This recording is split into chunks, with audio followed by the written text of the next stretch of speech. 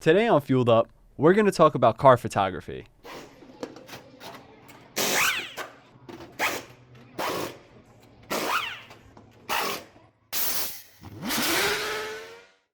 So today with me, I have Sam again, but we got a new face here. I want to welcome Donald on the show.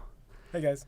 And pretty much we all shoot cars and we love taking pictures of cars, but the best part about it, in my opinion, is that no matter what you do, everyone's perspective could always be different. As you see, there could always be different options, lenses, and everything. So much different gear out there. Too much different Too gear. much different gear. It's almost overwhelming, honestly. Like, Yeah. what lens do I get? What's better? What's, what am I going to waste my money on? That kind of stuff. Like, You waste a lot of money. yeah, we waste a lot of money.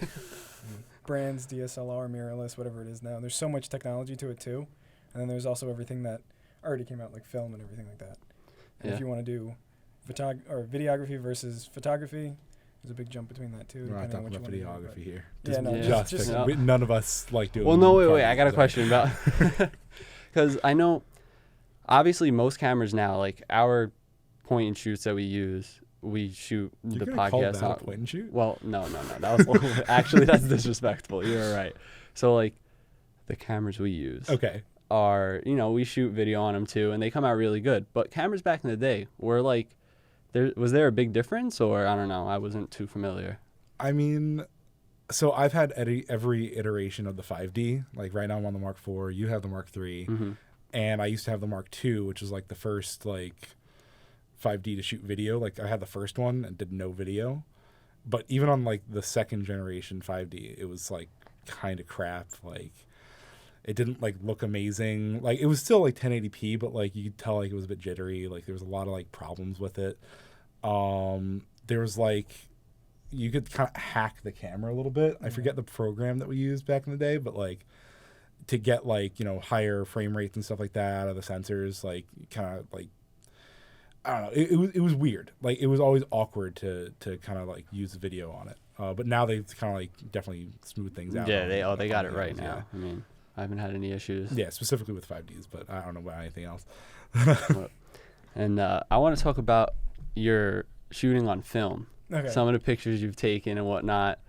I think that's like just so cool. It's like brings so much nostalgia to the pictures Yeah, that it's definitely like does. old school but like clean, but just I don't know. They'll see it. I'll put them in. Yeah. So, I really got into film when I found my dad's old shooting bag. So it's like an old bag that was in my closet for years in the basement.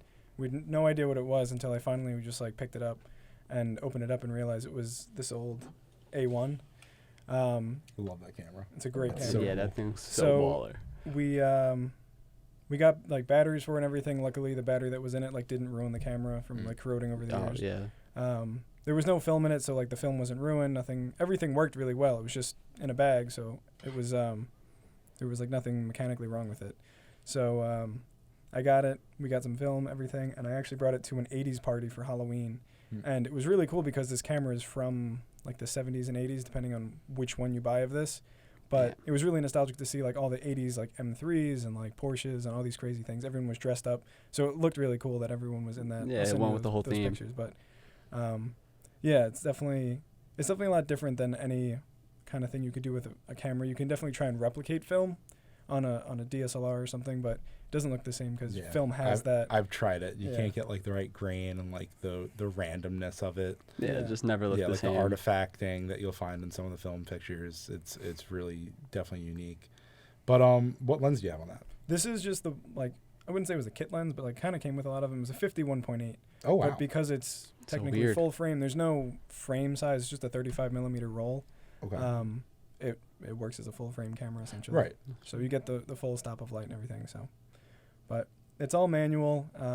This one was like one of the first ones that actually has like AV versus TV, so shutter priority and aperture Really? priority. So you can actually set it. I was actually doing that earlier. And so it you does could say- metering to. yeah, it'll say like, okay, this should be That at. is really cool. And over here you have you can put your whatever film you have in. So this is 200 Right. speed, which is 200 ISO. Right. So you say which it is, and then it'll basically do the math to say there's this much light in the picture, so I want Right. it at 125, 200, whatever it is. So That's really cool. I actually never realized that was like yeah, introduced ever. I thought that was just like Yeah. a digital thing. For 'Cause back I was in the always day, that's a afraid lot. of using this because you only get, well, I now bought 36 roll film, but when I had Right. 24 roll film, I was always afraid to like ruin pictures because like you only get so many and then it's kind of expensive to do to get developed Yeah. unless you could do it yourself, but color film's a little harder to do. But because it has all of this technology and it's sort of, you can like kind of just shoot like it's a point and shoot, but you get the film and you get lenses that you could choose the aperture and everything and like good solid glass. So I was actually going to ask, how do you develop your film? Do you take it to a place to have it developed? yeah, there's a place near me in Huntington Village that I go to. Takes them a couple days and then I get a CD of it so I can put it in a computer and then Okay. it's JPEG. Oh, so you just get the digitals, you don't get them printed? You can, but I have a printer in my own house. Okay, gotcha. So it makes sense Convenient. just to print them Yeah. at my own house if I want them. Okay, that's really cool. Yeah. That's cool though that you could get them on like a CD and whatnot. Like there's so much technology and like Yeah. what it was such like an old camera. It's pretty crazy. Yeah, then you can also get like video digitized if you have like a old cassette sort of thing, and then get it into a video. But it's only JPEG. You can't really do as much as you can with RAW on like a newer camera. But for the most part, if you get the picture right in the camera, you don't have to adjust it too much. Plus, it's film. You don't want to do too much to it because it Yeah. already has that look that you kind of want. So Yeah. it's And cool to just kind of leave it as is. And So let me ask you a question, because you shoot both digital and film. Mhm. Do you find yourself, like when you're shooting film, like missing certain aspects of yeah. digital? Like yeah. I mean, obviously you carry both with you. You never Yeah. carry one. Usually, just film I would camera. have just the DSLR or the SLR, the mirrorless camera, versus just this. Right. Because just it's so much more versatile. I have so many more lenses for it, Right. and the ability to change your ISO is a Gotcha. big thing. Yeah. Because this, you're stuck for 36 pictures. That at fake 200. light. Yeah. yeah. So unless you have like a bunch of film or you know you're gonna burn through a bunch of film, Right. then you're kind of stuck on one speed. Gotcha. That's really cool. But I kind of know when I'm going to shoot, like what lighting it's going to be. And then if anything, I could do long exposures with like a cable shutter. And then we could do light painting like you do sometimes. Right. So Oh God, that one time that we Yeah. got caught by the police. that was interesting. But yeah, it's definitely a cool thing to do. You could pick up one of these Canon A1s pretty cheap on eBay with like one of these lenses. There's a bunch of lenses for it. And there's Can actually you- a bunch of adapters. I was just about for to ask that. Yeah. Can you adapt an So you can EF adapt- lens onto it? Yeah, you could adapt these to EF. They also do have newer generation film cameras that are EF already. So if you wanted to shoot EF on this, or you could shoot, this is FD, I have an adapter to shoot on this. Oh, so you can put that lens Wow. on So there it's- and be old It's school. a little bit softer, it's a little bit different lighting Yeah, because yeah, of all imagine. the way that the glass was made back then, it's a little bit different. Right. Yeah. So it definitely has a different look, but it's still not the same as film. And you get that manual Yeah, the aperture manual on aperture, it too. manual- Kind of Nuts. like that. A lot That's of people literally use it for nuts. video because you get the manual Yeah. aperture. And there's other ones that are declicked so you don't hear Right. when you're I shooting. kind of like that sound though. Yeah, that adds to it. Yeah. All the mechanicalness. How much is the film that you use? The film that I use is Kodak Color Plus. It's definitely like a cheaper one. I get it on Amazon. It's like a 5-pack for like $30, $36. You could buy like other brands that are really expensive. Like some people go out there for like the name brand ones. Like Portra 400 is like a really big one to go for, and that's like $50 for only like 2 rolls. But Wow. yeah, no. So this works. I thought digital cameras are so Yeah, no, Yeah, I'm and like- then you have to get it digitized too, Yeah. which is like another $20. Yeah, a piece. on top of it. That doesn't make my Yeah. my $100 SD card sound pretty cheap. Yeah, But but it just keeps adding up. I could use them forever. Yeah. Okay, all right. So 2 last questions that I have for Okay. your film, and then It's so interesting. I know. It's so very it's so cool. I didn't different. expect this to become an all like film photography episode, but it is. I mean, and this is like my first time meeting Donald. Like we spoke on Right. Instagram and whatnot, so like kind of had questions. I and shot with stuff, him like just- a couple times at this like photo shoot car meet that we had. Yeah, I remember that one. One of our model friends did. But okay, so one last question that I have is, do you find yourself like, if you switch back and forth, do you look at the back of it by accident? Oh yeah, all the time. All the time? All the time. All right, well, I'll take a picture and then look, and I'll be like, oh, right. Yeah, like oh shoot. Okay. All right. Okay. So all right, that's I had that question. So I want to tie that into so one of my favorite car photographers, Larry Chen. Oh, the goat. I met him a couple times. It's so cool. I'll send him the selfie that I took with him. Yeah. But he shoots film sometimes, right? And I was picking his brain at the last Formula Drift about it, and he was just like, 'cause he had it like all around his neck, like he needs another camera around him. Like he's already carrying like 4. Yeah, But he likes to carry it around like the pit. Mm. Like not necessarily like shooting the action with it, because obviously he doesn't want to miss a shot, and he's getting paid to get, pictures of the racing action. yeah, heck yeah. But like he's more carrying it to kind of get like candids and like those like cool pictures. And he liked it because like you don't really know what you get until you get back home, and you could actually like. Yeah. He's like, I'll sit on film for like months Well, yeah, when he that's actually has actually- time to develop it. I have film on this from Eisenhower still. Really? Yeah, so I have 36 shots, but I never really.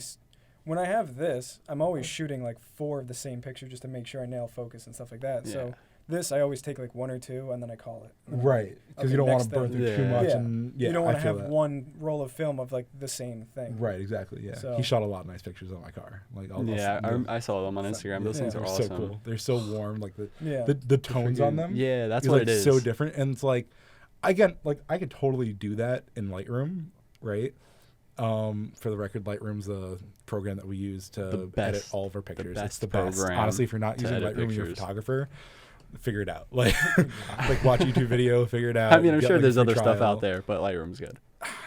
I've never heard anything else. Yeah, that's I mean, true. well, let me put it this way: I've been shooting so long that the only option before was using Photoshop, like C3 or whatever it was when I first started shooting. Dang. And you had to put every picture in individually and adjust your tweaks. And like once Lightroom came out, I'm like, yes, Because let's you can make your go. preset on Lightroom. That's like Yeah. my favorite part. You So know, like, I'm not a fan of presets. I mean, me either, because every picture is a little different. Right. But if it happens to be like in the same angle and just Yeah. the same I'm- everything, I'm a save fan of little just time. hitting previous button, right? Like that's my editing style is I like the first one, edit everything accordingly to that. But like I don't like those like teal and orange presets. Like Yeah, no, I don't that's also use. kind of ugly to me. Like No. it doesn't really add anything. But like if it comes out naturally, like the pictures that he takes with like no post processing, Mhm. that's cool. Like I feel like that's really awesome Yeah. because like Canons have like Really naturally good, really good yeah. color rendition, like especially with like skin tones and stuff. Like I've shot with Nikons and like Pentax and what's that other one? Starts with the L. Leica, yes. Those are nice. Those are Yeah. fancy. Too rich for my blood. But yeah. So I mean, but long story short, so like I met Larry Chen at Formula Drift. And that's like my personal favorite type of photography. Like, I mean, I like going out just shooting cars and whatnot in general, models, but like I personally really like shooting car photography because it's like actual action. Like it's cool to have a car like parked up with like on bags and stanced out, like cool locations or whatever. But like there's something really cool about being at a racetrack and like shooting the cars, doing what they're doing. Like Yeah. Like just- you got that shot of Piotr, I think I said his name Piotr. right. Yeah, Yeah. when he freaking jumping over he hit, Justin Powell. or it was or- him or what's his face, Chelsea Denofa. It Yes, was, Genova. Yes. Friggin- That was an awesome shot. Yeah. I totally like. It's not sharp at all, but it gets the point across. So like he was so, airborne. Yeah, no, he was so up in the air. It was like he hit the back of Denofa's car and just yeeted over it, like insane. It was awesome. But so when I shoot race car photography, I shoot with the 7200, and I have this 2 times teleconverter, and it makes it into like a 400 millimeter lens, which is awesome for car photography because that was shot from like across the entire infield of the racetrack. I was standing on one end of the racetrack. That was probably happening on like the middle. Yeah, we don't Like- get no special media passes. Yeah, We're no, we don't working get no with what we media got. creds here. All right. Well, actually, I used to get media creds for Global Rallycross. Oh. I'll sprinkle in some pictures for that. Yeah. But send Global Rallycross, they were like really cool. The I think his name was like something Leone. I can't remember the media director's name, but he was like really cool guy. So fun story, fun fact. I snuck in with this like. Are just, you like- incriminating yourself Yes, right I now? am. No, Oh, I man. 100% like I admitted to it. I made like an apology post to GRC and him. Chris Leone, that was his name. I'm sorry. So I came in wearing my own high vis vest, and I just like snuck in, like because most race events will have like the fence, like the actual like crash fence, and then they'll have like a catch fence, like just in case, like if anyone goes through the Armco and like It gets crazy. yeah, you don't want car parts and stuff hitting fans, so like you want as much safety as possible. So like But pretty much they have like the cutouts in the chain link for us to shoot through. So it was really cool because we don't have anything in front of us and we get like really close to the cars. And also you get like access to like a little bit extra portion of the track that like the general public can't see. But yeah, so like they caught me, right? So they caught me. Obviously, like I'm the only photographer there without like a number on the back of the. It was just like a literally Home Depot like high vis vest. Got it on the way there. Like we were in like DC, shooting Global Rallycross, and because I went to a race before. I was at the Nassau Coliseum.